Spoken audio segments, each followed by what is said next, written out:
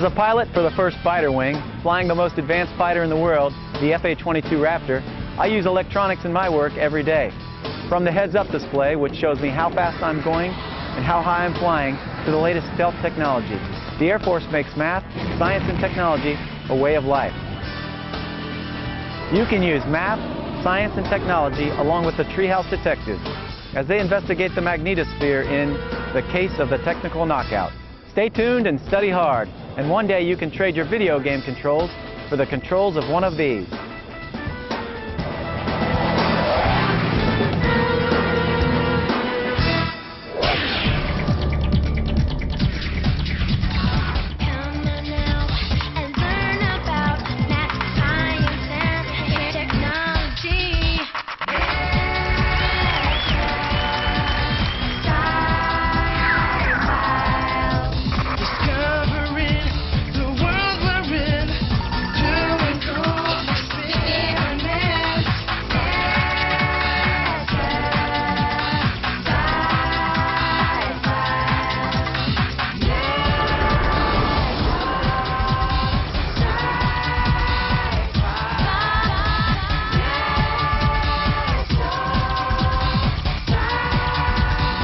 Be sure to look for the answers to the following questions. What are some other uses for a GPS? What star can we use to find north? How did the Vikings navigate without a compass or the stars? When you see this icon, the answer is near.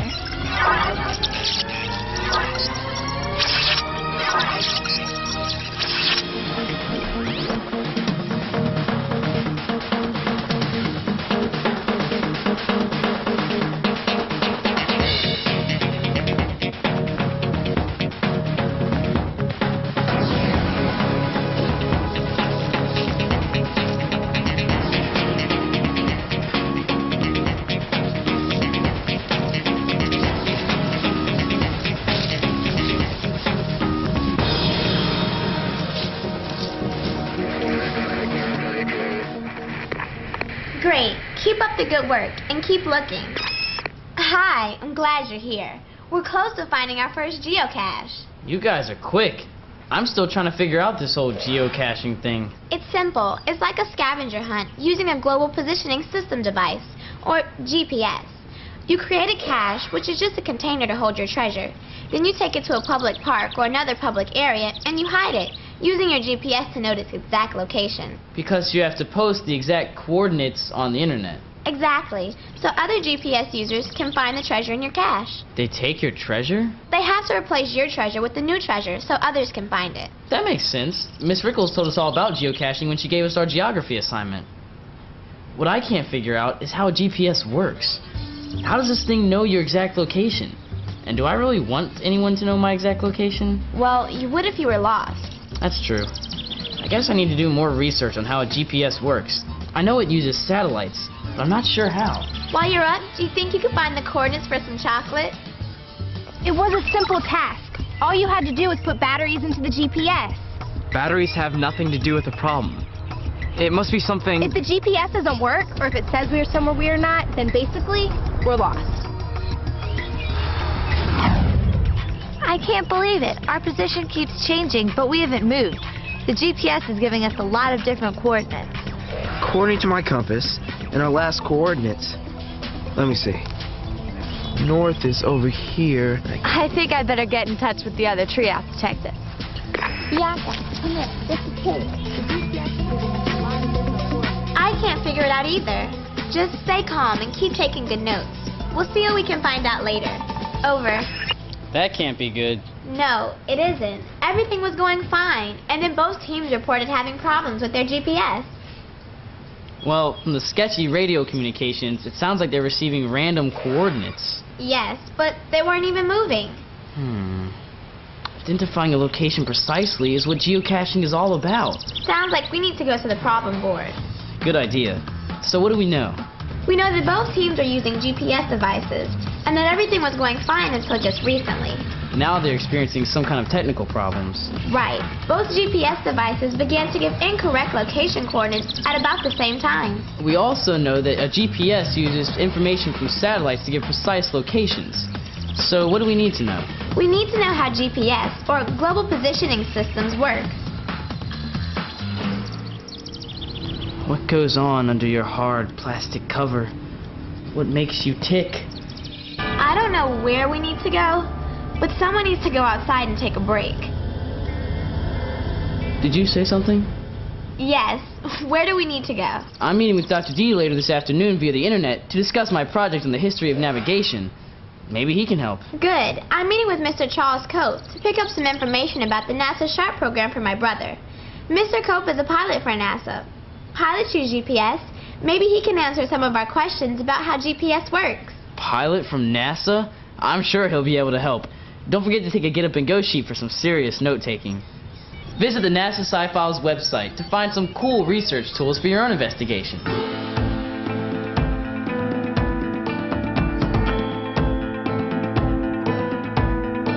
Guys, we're making progress.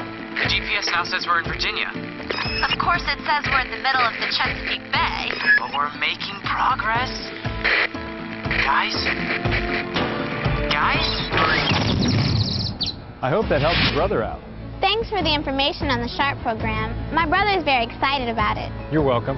May I ask you another question? It's about global positioning systems. Of course. What would you like to know?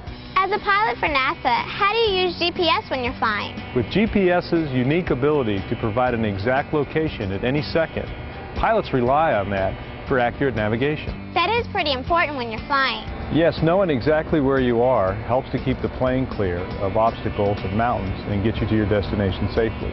How does GPS help you navigate? GPS devices on aircraft are very similar to the ones you use for geocaching, just a little more sophisticated.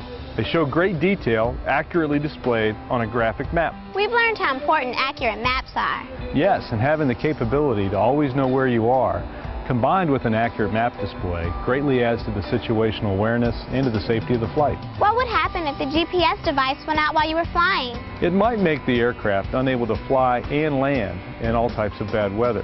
However, aircraft aren't dependent upon GPS. All planes and their pilots have the ability to fall back on traditional modes of navigation that were used prior to GPS. Just like we had to rely on our good old compass when our GPS went out. Exactly. At worst, it would be an inconvenience for the pilot. But he or she would be quite capable of safely flying the aircraft. That's good to know. Are there any other uses for GPS? Absolutely. There are all types of navigational uses for GPS. Oil companies use GPS to help them drill for oil. Farmers even use GPS to help them plow their field. Some have even used GPS to locate a stolen vehicle. Most activities that benefit from knowing an exact position on Earth use GPS. Wow, I never realized so many people could use GPS. Thanks, Mr. Cope. Maybe we could see GPS in action by taking a quick ride on one of your research planes. I didn't know you and your brother were interested in flying. The weather wasn't cooperating for our flight, but it was great to learn more about GPS. I hope Jacob's meeting with Dr. D goes well. We still have a lot to learn about GPS and navigation.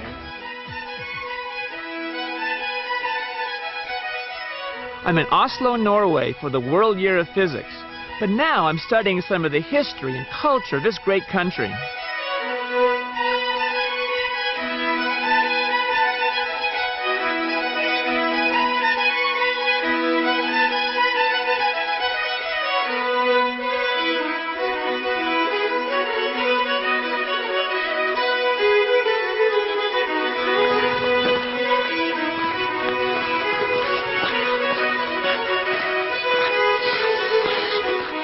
Wow, I better get to the Viking Ship Museum for my video conference.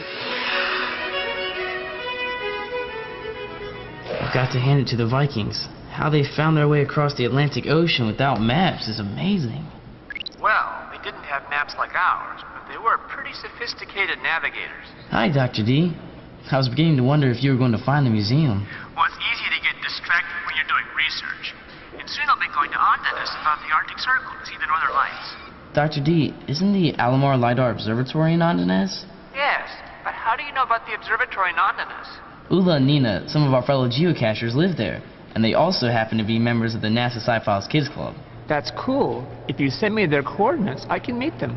Speaking of coordinates, as I mentioned in my email, I have some questions about the history of navigation. Where do you want to start? Didn't the Vikings discover America about 1000 AD, long before Columbus? That's right, the Vikings were excellent navigators and shipbuilders.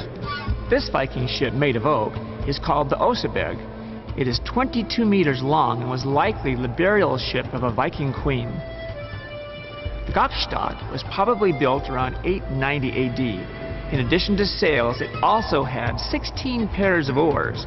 In 1893, a replica of the Gokstad sailed from Norway to Canada in 28 days without the aid of a compass. Wow, that's amazing. How do they navigate without a compass? The Vikings probably used stars to navigate. A star named Polaris, which is located above the Earth's North Pole, can be used to find north. I know.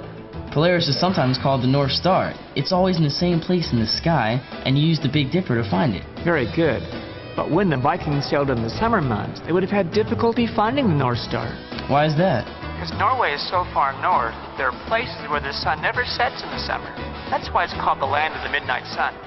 Even in southern Norway, it doesn't get really dark at night. Dr. D, how would they navigate without a compass or the use of the stars? Lots of ways. For example, they relied upon landmarks. They used ocean currents, prevailing winds, and swells, and they observed the migrations of birds and whales to find their way. Is it possible that they use the sun? Yes, they apparently use the sun's shadow and the rising and setting positions of the sun to find north. Okay, and if there are clouds? Some people think they used a sunstone to locate the rising or setting sun when there were clouds on the horizon. I have a piece right here. How does it work? It's called Iceland spar. Put a dot on top and look through it, you'll see two dots. You rotate it until both dots are equally dark, then the crystal points toward the sun. That's pretty ingenious. Of course, they would have loved modern navigational technology like this sextant, a seagoing clock, or especially a GPS. Our GPS, however, is causing us some problems. What do you mean? It's giving us lots of random coordinates, even when we're not moving. Interesting. It makes it hard to find a cache. I have a friend at NASA Langley Research Center who works a lot with global positioning systems. I'll email you his information. I'm sure he can help you. Until then, I can tell you where to get a good sunstone. Thanks, Dr. D. But after I finish my research, I think I'll just give him a call. What about this one? If we were putting Jacob's bike in our cache, I'd say great. Remember, we have to hide this when we're finished. Plus, I'll never get that on the plane. I wonder what my profit margin would be for these plastic containers in a yard sale. Note to self. Investigate long-term investment potential in plastics. Did you read Bianca and Jacob's Get Up and Go sheet? Yes, and we still need to learn about how satellites and GPS work if we want to complete our assignment. Dr. D mentioned talking to a friend of his at NASA. Yes, maybe we can meet him after we finish making our geocache. And finding supplies for your camping trip. By the way, how is it possible that you get to go on a camping trip to Colorado? Isn't that expensive? These, Catherine, are the benefits of being on the board of a high-profile financial institution. You're a member of the board? Well, no, my mom is. She's taking me camping after our meetings. I'll tell you all the details when you take me to the airport. I can't take you to the airport. I can't drive yet. Oh, right. Note to self. Also, investigate investment opportunities in transportation companies. So what's up? How will the treehouse detectives find the geocache? What should they do if their GPS devices go out again? Find out in the next exciting chapter of The Case of the Technical Knockout. Be sure to look for the answers to the following questions. How do GPS receivers detect their distance from satellites? What is the electromagnetic spectrum? What is static electricity? When you see this icon, the answer is near. Dr. D's friend, Mr. Gannell, works at NASA Langley Research Center. He develops new instruments for global positioning systems and has agreed to meet with us. Hi, Tony. If anyone can help us learn more about GPS, he can. Pretty good. GPS, or Global Positioning System, is a constellation system of 29 Earth-orbiting satellites that were originally designed by the U.S. military in the 1970s as a navigation system. 29 sounds like a lot of satellites. Why do you need so many? It takes 24 satellites to provide global coverage, leaving 5 spares. The orbits are arranged so that at any given time, anywhere on Earth, there are at least 4 satellites visible. Why do 4 satellites need to be visible? Your GPS receiver needs 4 satellites in order to determine its own location. How does our GPS locate itself? By using a simple mathematical principle called trilateration. I'm not sure simple and trilateration should be used in the same sentence. What is trilateration? It's kind of tricky to explain in 3-dimensional space, so let's start with a 2-dimensional example. Let's say you're totally lost somewhere in the US and your GPS is not working. Like us, yesterday when we couldn't find our geocache. As you are trying to find where you are, a friendly person tells you that you are 1,000 kilometers from Boise, Idaho. Do you know where you are? No. I could be 1,000 kilometers in any direction from Boise. Exactly. Now, let's say another friendly person comes by and tells you that you're 1,110 kilometers from Minneapolis, Minnesota. Do you know where you are? Not yet, but I'm getting closer to my location. That's right. Now you have 2 choices, but you still don't know where you are. Finally, another friendly person informs you that you are 990 kilometers from Tucson, Arizona. Now, do you know where you are? It looks like I'm in Denver, Colorado. Which, of course, I will be soon. The same concept works in 3-dimensional space, but instead of circles, you need to think in terms of spheres. And the satellites are the friendly people telling you how far you are from a place. That's right. If you know your distance from satellite A, you could be anywhere on a huge imaginary sphere at that radius. If you know your distance from satellite B, you can overlap the first sphere with the second sphere, and they intersect in a perfect circle. So if you know the distance to a 3rd satellite, you get a 3rd sphere which intersects with the circle at 2 points. Very good. And the Earth acts as the 4th sphere, so you can eliminate the point in space because you're on Earth. So do you only need 3 satellites? An approximate position can be found with 3 satellites, but to improve accuracy and get precise altitude information, 4 or more are better. How do GPS receivers know how far they are from the satellite? They analyze the high-frequency, low-powered radio signals from the GPS satellites and calculate the time the signal traveled. Do satellites have stopwatches? No, the satellites need to be more accurate than a stopwatch. The satellites use a very accurate atomic clock, which produces exact time-coded signals. And what happens if a satellite malfunctions? It's possible. Again, that's why we have 29 satellites when only 24 are needed, leaving a few spares. It helps to have extra. True. Here at NASA, we use GPS to determine the position of aircraft and satellites. And we also are developing a system to perform remote sensing of the environment. All of these tasks require precision information. Spare satellites make sure we get the data we need. Cool. NASA's always doing amazing things. Mr. Gano, what would happen if your GPS was only receiving a signal from 1 or 2 satellites? Would you get incorrect results? No. Usually, your GPS device will let you know that it doesn't have enough satellites to calculate an accurate position. Sounds like we need to do some more research. Thanks, Mr. Gano. You're welcome, and good luck with your geocaching.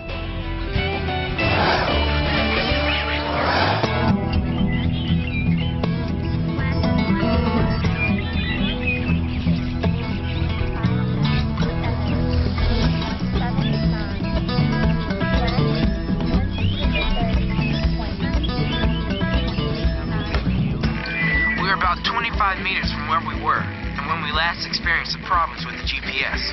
Over. Can you still hear me? The radio's coming in loud and clear too. Keep us posted.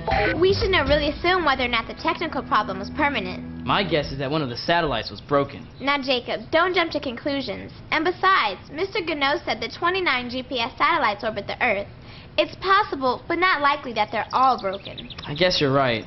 But what other explanation is there? Either way, if we want to complete our assignment, we have to make sure this works. It should be another 8 meters.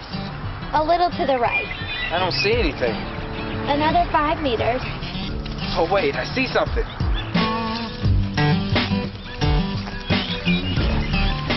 This is so cool. I can't believe we found it. RJ to headquarters. We found the geocache. I repeat, we have found the geocache at the exact coordinates listed on the website. Good work, guys. Are you sure the coordinates are correct? We're sure. We've double-checked and double-confirmed. Mission accomplished. We're returning to headquarters. Over. It looks like you were right. I shouldn't have jumped to a conclusion.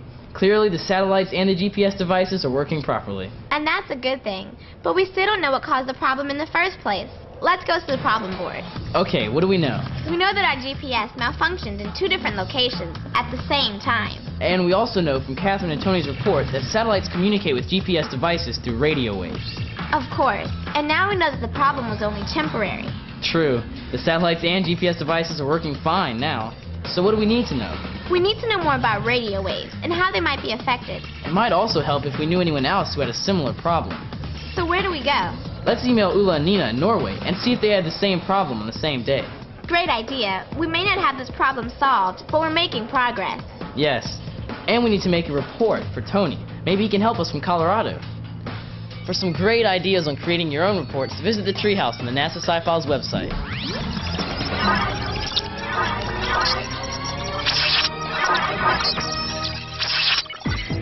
We read about the Treehouse detectives' problem with their GPS, but we weren't much help. We were not geocaching on the same day, and we haven't had any problems with our GPS. We decided to ask Dr. D about it when we meet at the Alomar LiDAR Observatory. I'm excited to finally be here at the observatory. I've read so much about it. Dr. D, what kind of research is done here? The scientists are investigating the middle atmosphere using lasers like this and radar instruments. Isn't radar what the police use to bounce off cars and see how fast they're going? And weathermen use it to track rain and snowstorms. Exactly. Radar sends out a beam of light which is reflected off the atmosphere and is then analyzed. Did you just say that radar sends out a light beam? I thought that radar used radio waves. It does, but radio waves are a form of light. There are many forms of light that are not visible. Like what? Well, for example, this observatory uses microwave light to measure water vapor, infrared light to detect clouds, and ultraviolet light to measure the ozone layer. I've heard of ultraviolet light, and it's not visible. All these different forms of light are part of what is called the electromagnetic spectrum. Every form of light travels at 300 million meters per second in a vacuum and has a wavelength. We learned that the wavelength is the distance between the crest of 2 successive waves. That's right. Some radio light has wavelengths that are hundreds of meters long, where ultraviolet light wavelengths are very tiny, only about 1/10,000th of a millimeter. That's a big difference. It is. Light also has a frequency, which is its rate of vibration. Here, hold on to this spring. I'm going to make it vibrate and create what's called a standing wave.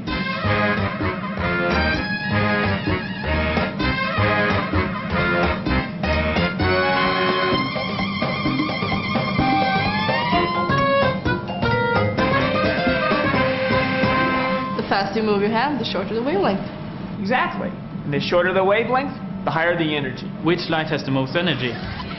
That would be gamma rays, followed by X-rays, ultraviolet, visible light, infrared, and radio waves. Wow, I still can't believe that they're all called lights. Dr. D, the Treehouse detectives want to know more about the radio waves the satellite uses to communicate with GPSs. Good question. First, you need to know that there are a lot of different types of radio waves. GPS satellites communicate with a type of radio wave called microwave. I've heard of shortwave radio. That's another type. There are also AM and FM radio and TV. But GPS satellites communicate with microwaves because these pass easily through the atmosphere and are not absorbed. Are the other forms of light absorbed by the atmosphere? Not all of them. Ozone in the atmosphere absorbs most, but not all of the ultraviolet light. Fortunately, most of the X-rays and gamma rays are also absorbed. But visible lights get through pretty easily. Yes, the atmosphere is transparent to visible light. I heard that some radio waves, like AM and shortwave radio, can bounce off the atmosphere and travel great distances. That's correct. But FM radio and TV... I also mentioned that all radio waves can be created by moving electrical charges. And the Kids Club members said you might want to learn more about electricity to solve your GPS problem. I agree. And if camping conditions aren't too primitive, I recommend that you look up Dr. Baganal, a friend of mine who studies electricity at the University of Colorado. I know that we use electricity all the time, but I'm not sure what it is exactly. It's a physical phenomenon associated with static and moving electrical charges. Oh, I get it. I'm sorry, would you repeat that again? I know, it's complex. Electricity doesn't have a simple explanation, nor is it easy to understand. So let's start with the basics. Take this plastic stick and rub it against this cloth. Okay.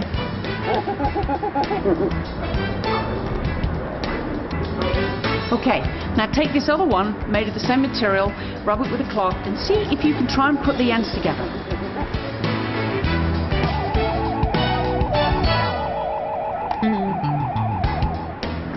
It looks like one is pushing the other. Now rub this one made of a different material. Okay. So now try and put them together.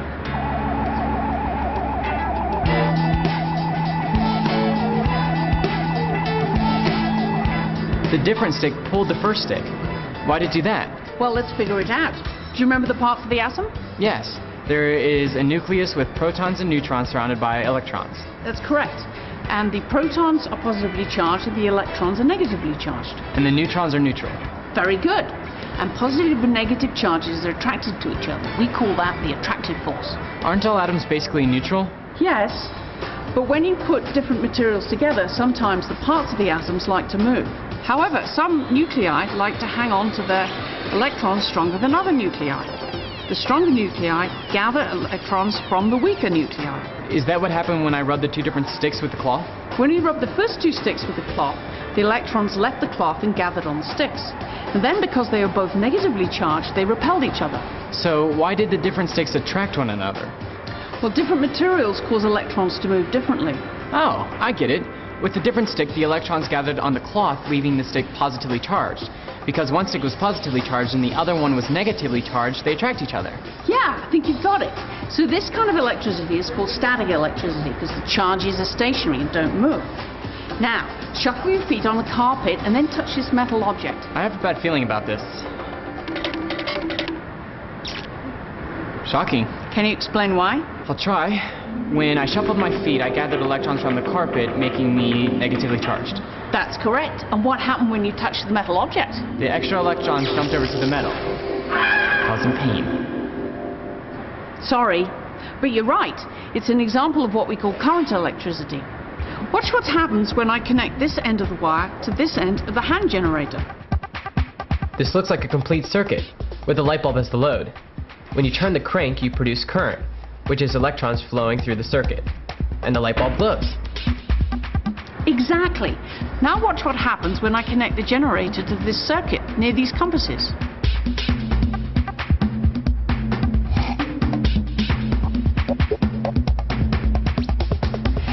Wait a minute, the compass is moved. Why'd they do that? Initially, the compass was pointing towards the Earth's North Pole. When we cranked the generator to make the current flow, a small magnetic field was created. This field caused the compass needle to swing because the needle is itself a small magnet with a north and south end. Very interesting. The Treehouse detectives need to know about this. Thanks, Dr. Bagenal. You're welcome. I have some more experiments. I didn't know that electricity was so cool. Dr. Bagenal said that flowing electricity creates a magnetic field. If that's true, then we need to know more about magnets and magnetism. So what's up? Will learning about magnets help the Treehouse detectives? What other information do they need to solve the mystery? Find out in the next exciting chapter of The Case of the Technical Knockout. Be sure to look for the answers to the following questions. What is solar wind? What does voltage measure? Name the layers of the atmosphere. Describe a convection cell on the sun. When you see this icon, the answer is near.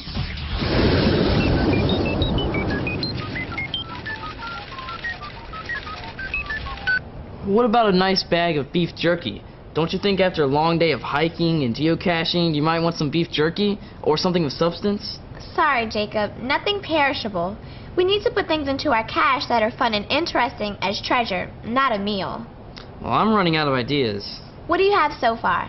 I had lots of food items. Signal flares. Might be hazardous in the forest. Cash or a gift certificate? Why don't we just put travel bugs in our caches? Hi, RJ. What are travel bugs? They sure don't sound like treasure. My dad got me this one on the internet. It doesn't look like a bug. It's not a real bug. Each travel bug has its own unique tracking number. So when someone finds our cache, they take out the travel bug and place it into a different location. Then they look up on the internet the travel bug tracking number, then type in the new location of the cache that they place it in. So your travel bug could travel to geocaches all around town? Actually, it can travel the world. How would that work? Let's say we place a travel bug in our cache, and then someone from New York is geocaching in our area. They take the bug back to New York and place it in a cache in their city. Someone from London visits New York to geocache, and then they take it with them back to London. What a cool idea. We have to get some travel bugs. We have one, but we can get some more. Our travel bugs could see the world. How cool is that? Wait a minute, we're getting ahead of ourselves. I know working on our caches is part of the assignment, but we still haven't solved our problem. I was reading Tony's report on electricity, and he said we need to learn more about magnetism. I think Ula and Nina are meeting with Dr. D again. Hopefully we should get their report soon. For great ideas on creating reports, visit the Treehouse in the NASA Sci-Files website. I'm really looking forward to the Northern Lights Festival tonight and hopefully seeing some auroras with the Kids Club members. Ondeness is the perfect spot for viewing auroras because it is located directly under the aurora oval. Of course, Nina and Ula are also investigating magnetism for the Treehouse detectives. This is a good place to start. We know that magnets have a north pole and a south pole. And the two north poles repel and the north and the south pole attract each other. Very good. Let's demonstrate that by having you push like poles of these two magnets together.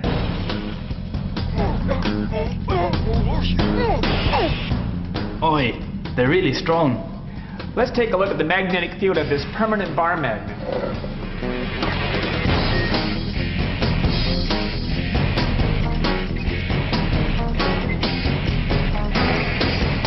That's impressive. Notice how the south pole, or white part of this compass needle, points to the north pole of the bar magnet. So if a compass always points toward the Earth's north pole, that must mean that the Earth is a big magnet with a magnetic pole up north. You're right. The Earth's magnetic field looks very similar to the field of this bar magnet. I heard that the Chinese used the lodestone to produce their first compass. Historians think so. Here is a piece of lodestone, a naturally magnetic rock. If I float it on this foam, it will point north. Doesn't magnetism have something to do with electricity? Yes, it does. Magnetic fields are produced by moving charges. Let's make an electromagnet by having an electric current flow through this wire, which is wrapped around an iron bar. This field looks just like the bar magnet. Except when I turn off the current of an electromagnet, the magnetic field disappears. So is the Earth like a giant electromagnet or like a permanent magnet? Well, the Earth has an outer core made of molten iron that is constantly in motion. A process called the dynamo effect creates huge currents of electricity in the iron, which produces a giant electromagnet. In like manner, the Earth's magnetic field deflects the protons and electrons of the solar wind, which the sun is throwing at the Earth at hundreds of kilometers per second. Ah, I get it. Didn't the Norwegian scientist named Christian Birkeland investigate the solar winds and auroras? That's right. He used a magnetized sphere called a terrella to represent the Earth, and he fired an electron beam at it to simulate the solar wind. What did he discover? He found that the electron beam did cause the gases in the chamber to glow like an aurora, and the magnetic field guided the electrons like beads in a string to the poles of the terrella. And we know that auroras occur on Earth near its poles. Very good. Here is an example of how high-energy electrons can cause a gas to glow. This is the tube of helium gas hooked up to a high-voltage power supply. The tube is glowing pink. Each gas gives up its own special color. Here is neon gas, which looks orange. It's like the lights I've seen at restaurants. That's right. Auroras produce greens, blues, and reds when electrons collide with oxygen and nitrogen atoms hundreds of kilometers above the Earth's surface. Auroras certainly don't look that high. Dr. D, wasn't there a problem with Birkeland's theory? Yes, he had the misconception that it was electrons coming directly from the sun that caused the aurora. Well, where do they come from? They do come in part from the sun. The solar wind compresses the magnetic field on the day side of the Earth and stretches it into a long tail called the magnetotail on the night side. Electrons from the solar wind flow around the day side and into the magnetosphere at the tail. Then what happens? The electrons in the magnetotail are then pulled back down toward the poles at increasingly high speeds by electric forces. These are called Birkeland currents. And when they collide with the gases in the atmosphere near the poles, we have an aurora. Exactly. But to really understand auroras, you must first learn more about activity on the sun, like sunspots and flares. Thanks, Dr. D. Let's get a report on magnetism ready for the Treehouse detectives. Maybe they can help us investigate the sun.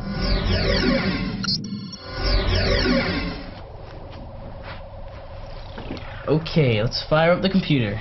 I'm ready to talk magnetism with our friends at the Andenes Barneskolen in Norway. It's not every day we have a transatlantic experiment. I would love to visit Norway and see the culture close up. Well, how about the next best thing? We're ready to talk to the NASA Sci-Files Kids Club members in Andenes. Perfect. They should be ready just about now.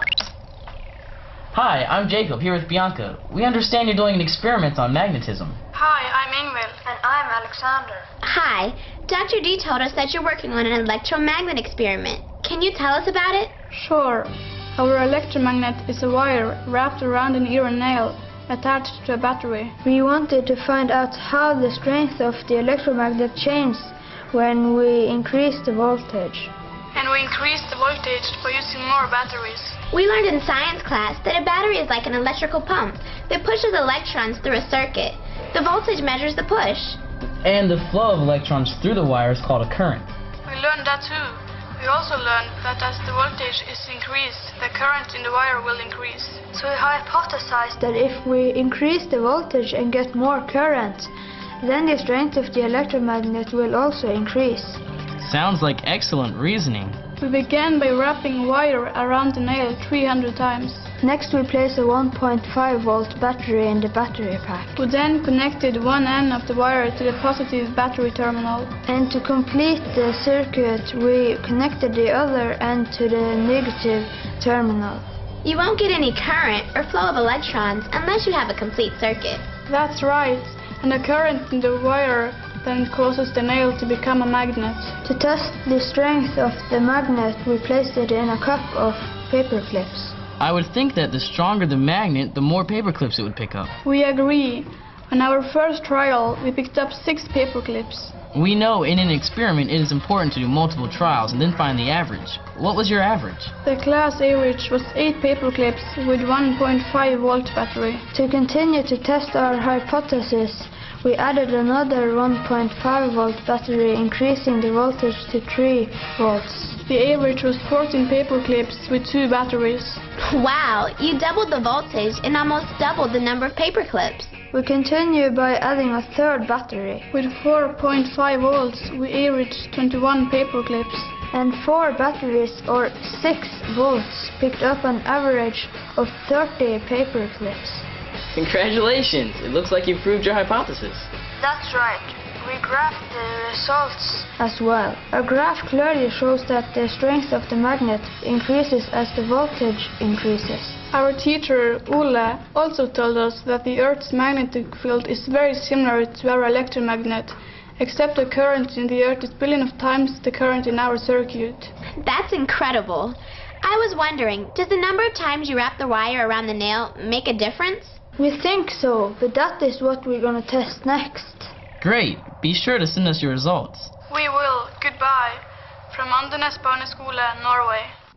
I can't believe all the cool experiments we've seen. Anthony and Dr. Bagenal, Dr. D and the Kids Club members, and now the Kids Club in Norway. Clearly there's a connection between electricity and magnetism, but I'm not sure how.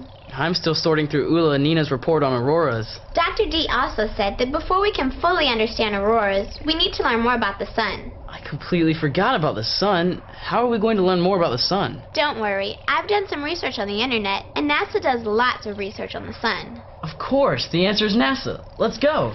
Slow down. Ula and Nina also reported a teleconference that they had with North Shore Christian Academy in Everett, Washington. Oh, I see. I think. Before learning about the sun, they talked with the students at North Shore about the layers of the Earth's atmosphere. The layers of the Earth's atmosphere. You know, the troposphere, closest to the Earth, and the mesosphere, which is very cold and the air is very thin. And of course, the thermosphere and ionosphere where most of the auroras occur. Jacob, I'm impressed. I've been doing more than surfing the web and reading reports. Every once in a while, you have to go old school and use books. Well, I'm glad you haven't forgotten such a great resource. But we still need to learn more about the sun. Well, we're in luck. Catherine and RJ are meeting with Dr. Nikki Fox to learn more about the sun. She's at the Johns Hopkins Applied Physics Laboratory and works with scientists at NASA Goddard Space Flight Center. I'm sure they'll find the sun very illuminating. Very funny, but I can't wait to read their report. Well, most of what we know about the sun comes from measurements from various instruments and satellites, and they observe things such as the sun's size, mass, surface temperature, and brightness. Various instruments and satellites? What kinds of satellites? Well, there's SOHO, which is designed to study the internal structure of the sun, and ACE that studies the solar wind that comes from the sun. And then there's also Polar, Timed, and POSE that monitor how this solar wind interacts with the Earth's magnetosphere and causes auroras. And of course, we're all looking forward to the launch of Stereo, which is being built here at the Applied Physics Lab, and it will get the first three-dimensional images of the sun. So that's how you know so much about the sun. Well, satellites are very helpful, but there's still much more to learn. Let's start with the basics. The sun is an average star. It's not the brightest star, and it's not the hottest star. In fact, scientists actually classify it as a dwarf. A dwarf? I thought it was really big. Well, remember that size is relative. Compared to the Earth, the sun is huge. The diameter of the sun is about 110 Earths strung together. If you think of the sun as a basketball, Earth would be a tiny BB, but there are stars that are much bigger. Then why don't the other stars look bigger than the sun? Well, that's because they're so much farther away.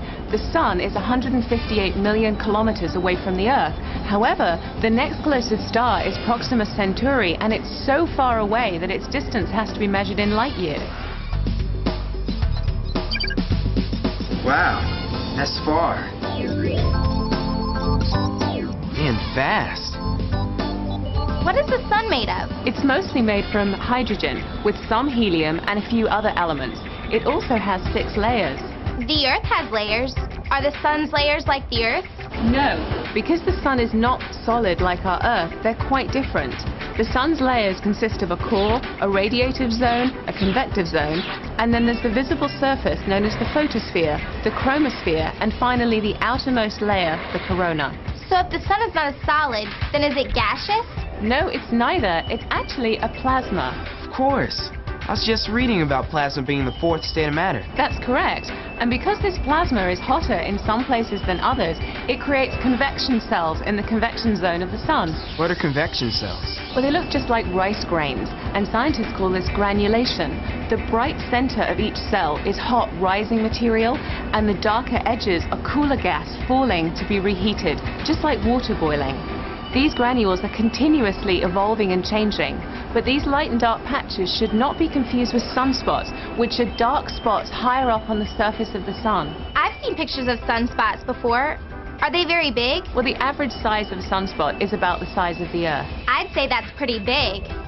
What causes sunspots? Well, just like the Earth, the sun has poles and a magnetic field, and sunspots are created when this magnetic field interacts with hot plasma at the sun's surface. The sun has poles and a magnetic field? Cool. Well, not really cool. Well, sometimes this magnetic field causes the plasma in a sunspot to burst from the surface of the sun in what's known as a solar flare. Do solar flares affect the Earth?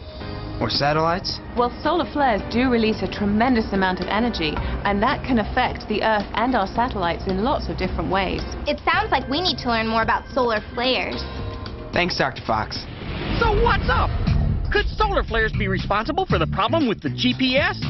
Will the Treehouse detectives figure out what happened to their GPS devices? Find out in the conclusion of The Case of the Technical Knockout. Be sure to look for the answers to the following questions. In which layer of the atmosphere is the ionosphere? What is a coronal mass ejection? What is space weather? Explain a solar cycle. When you see this icon, the answer is near. But, I think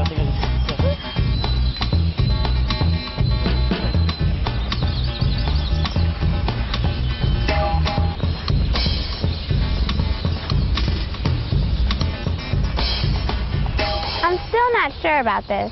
Come on, it's easy. We find a good hiding spot, note the location using our GPS, put the location on the internet, and our assignment is complete. I already anticipate a good grade. I'm not talking about the assignment. I'm talking about our problem. I've got a new hypothesis. A solar flare occurred during our first attempt at geocaching. Now there isn't a solar flare, so we aren't getting any technical interference. Well, I agree we aren't receiving any interference, but we still need to confirm our hypothesis. No problem. What do you mean, no problem? Geo Eagle 1 to home base. Come in, please. Hi, Jacob. We're all set. We should have the results in a few minutes. Jacob, what's going on? I knew you wouldn't just accept my hypothesis, so I did some more research. I set up an interview between RJ, Kaylee, and Dr. Sten Odenwald, a NASA researcher who's also over in Norway. Jacob, you're making real progress. You recognize the problem, conducted solid research, and you're working to verify your hypothesis.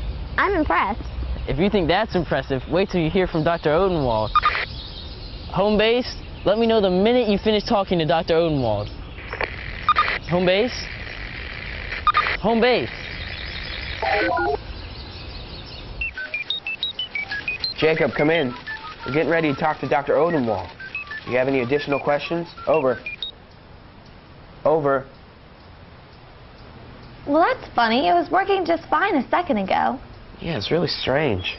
Maybe there's been another solar flare that's affected the radio and the GPS. Poor Jacob and Bianca.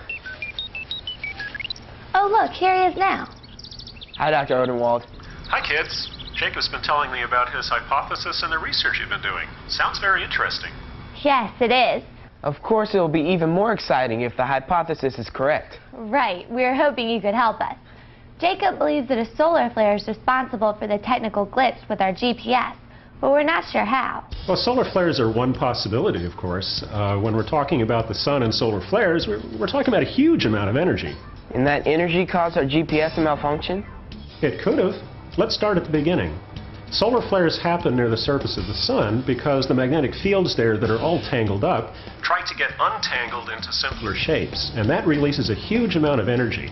Sometimes it can heat the surface all the way up to 100 million degrees. That's incredibly hot. It really is. The gases near the flare are so hot that they produce X-ray light, and this light travels to the Earth in about 8.5 minutes and impacts the Earth's atmosphere.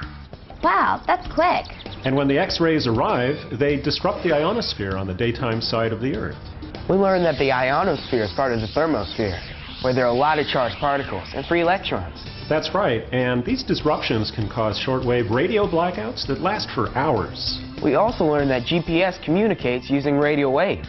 And because solar flares affect radio waves, Jacob's hypothesis is right. Well, again, solar flares are only one possibility. You could also have coronal mass ejections and superflares. What are coronal mass ejections? Well, during some of the largest solar flares, the same magnetic changes that produce the flare can actually launch a billion-ton cloud of charged particles into space. These are called coronal mass ejections, or CMEs. Do these clouds affect radio waves? Oh, yes, they can. They also produce some of the most intense and widespread aurora. The thing is that they travel to the Earth much slower than the X-rays do from typical solar flares. It usually takes about 1 to 4 days for a CME to arrive at the Earth. What is a superflare? Well, fortunately for us, superflares are not very common. When they happen, though, they produce an amazing amount of energy. How would a superflare affect the Earth? Well, if you're an astronaut in space, a superflare could produce a life-threatening dose of radiation. Historical record also shows that some of the most powerful flares we've seen so far can produce satellite damage or loss of function. Then our GPS really wouldn't work. Well, that's right. Even the CME from a modest superflare like the one in 1989 caused a blackout in Quebec. Wow, radiation, power shortages, these superflares sound extreme. It's easy to see how something as strong as a superflare would have an effect on our GPS. But what effect would an average solar flare have? Well, space weather includes all solar flares, CMEs, and superflares can disturb the ionosphere. These disturbances slow down the speed of the radio signals sent to the Earth from the GPS satellite, and the speed can vary from minute to minute. And if the signal takes longer to get to Earth, then our GPS receiver will think that the satellite is further away and give the wrong position. Because the speed changes from minute to minute, the GPS location varies as well. That's exactly what happened to us. What we need is some way to predict space weather. And then we would know the best time to geocache. And we'd be able to better protect and prepare our astronauts in space. Well, that's right. NASA's been working for years to understand the complex relationship between the Earth and the Sun using sophisticated satellite systems such as ACE and SOHO. We also work with the image and timed satellite systems and sounding rockets launched here in Norway to study auroras and how electrons and auroral particles flow. So NASA is at work all around the world. That's right, and we work with communities of scientists and researchers all around the world to try to understand how space weather affects the Earth. Thanks, Dr. Odenwald. You may have actually helped support Jacob's hypothesis. And solve our problem with our walkie-talkies. Did you say walkie-talkies? Yes. We lost our radio signal with Jacob just before we called you. There must have been another solar flare that affected both the walkie-talkies and the GPS, because they both use radio waves. Yeah, but walkie-talkies don't usually use radio waves to travel up to the ionosphere and then back down. They usually use what's called a ground wave, which is basically line of sight between the receiver and the transmitter. Oh no! Our hypothesis is incorrect. What do we do now? Well, don't panic. You did use careful reasoning after all, and your basic hypothesis about the GPS problem could still be correct. You just have to do more research. Perhaps there's a way for us to find out if we had any solar activity on the first day of our problem and today. Ah, I think you're onto something. I've got a friend at NOAA who might be able to help. I'll give you his email address. But what about our walkie-talkie problem? Well, walkie-talkies might require a completely separate hypothesis. Think about a common problem that affects small electronic devices when they're in the field. What would that be? How about bad batteries? Take care, kids. Good luck.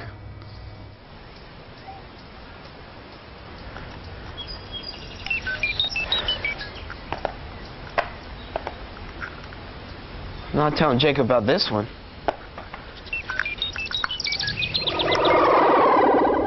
Thanks, RJ, and good work. I thought I lost you for a few minutes, but I understand when nature calls. Over. Well, I got lucky. My hypothesis is correct after all. I think it was more than just luck. You did good research. We all did good research. Now all we need to do is plan our geocache and complete our assignment. Let's not congratulate ourselves just yet. RJ said that no one might be able to confirm our hypothesis further. That's true. You don't always know for certain that you're 100% correct. Right, but hopefully they'll be able to help us get closer to the answer. Let's plan our cache and wait for Tony's report from NOAA. I'm ready for coordinates. North 37.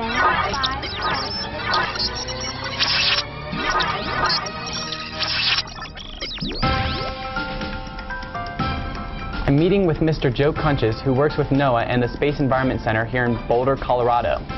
He studies space weather and how to predict it. Hopefully, he can tell us whether there was any solar activity the day we experienced the problem with our GPS.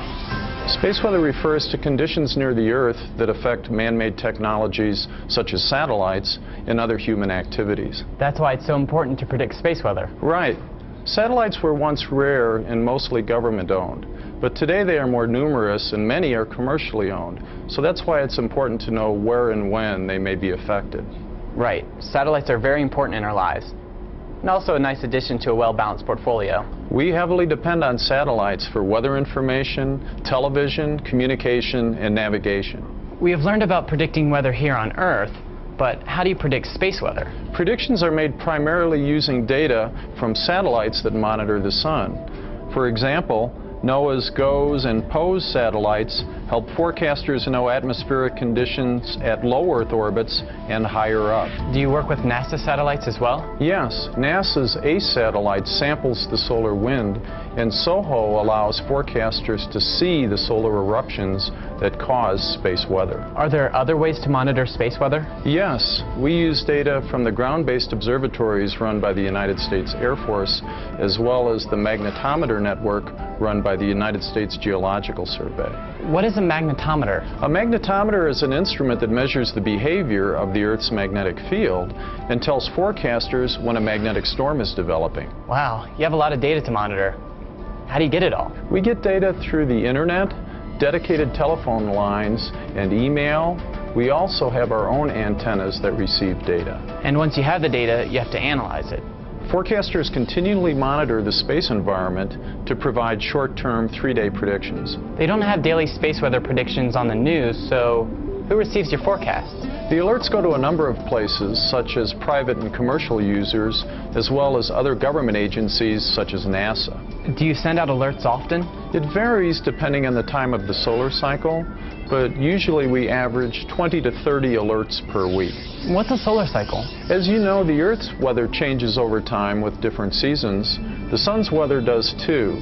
The changes on the Sun are caused by the reversal of its magnetic poles. I didn't realize that the poles of the Sun switched. Over an 11-year period, the reversal of the Sun's poles completes half of its cycle.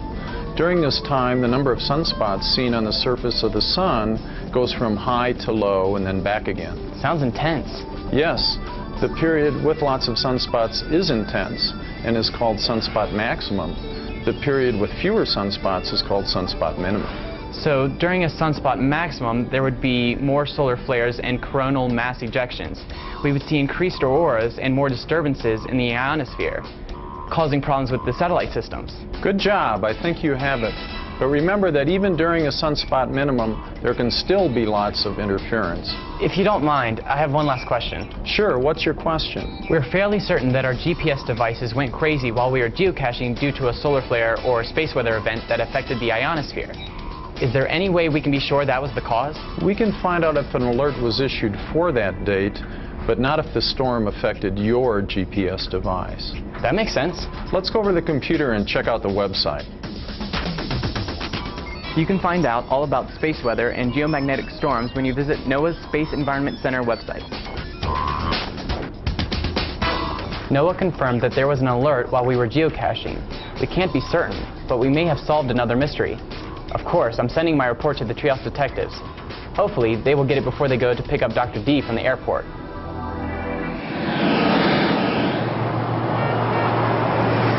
Look, it's Dr. D. Hi, Dr. D. We solved our mystery. That's great. Did it have anything to do with batteries? That's funny. Dr. Odenwald mentioned the same thing. We did have a small battery problem, but not with our GPS. Batteries aren't the problem. Remembering to check them can be. Right. To solve our GPS problem, we actually researched electricity, magnetism, space weather, and auroras. We've learned all about how GPSs work. It's amazing how many new things we can learn while we're trying to find the solution to our problem. I was thinking about your problem as I was watching the auroras in Norway. It appears to me that the same space weather events that influenced the auroras probably also affected your GPS. Dr. D, why didn't you tell us earlier? We came to the same conclusion. Isn't it more fun to find the solution yourself? You're right, and Tony's report from Colorado finally nailed it down. Dr. Odenwald told us that storms on the sun can affect the ionosphere in ways that slow down the GPS signal, so that the receiver reads a false distance. And Tony told us that there had been a space weather advisory the day that we had the problem. But don't worry, Dr. D. We know that that doesn't necessarily mean the storm caused the problem. But it is a very possible solution. Did you consider a multi-path signal error? What's that? It's an inaccuracy caused when the GPS signals bounce off of buildings or large rock surfaces. Well, we weren't around any buildings, and I don't remember seeing any large rocks. I don't mean to alarm you. I really think your explanation is probably the best in this situation. I'm just trying to keep you on your toes. Thanks, Dr. D. Can you tell us about the auroras that you saw? What colors were they? Did they really dance around in the sky? Yes, they did. So let's take one question at a time.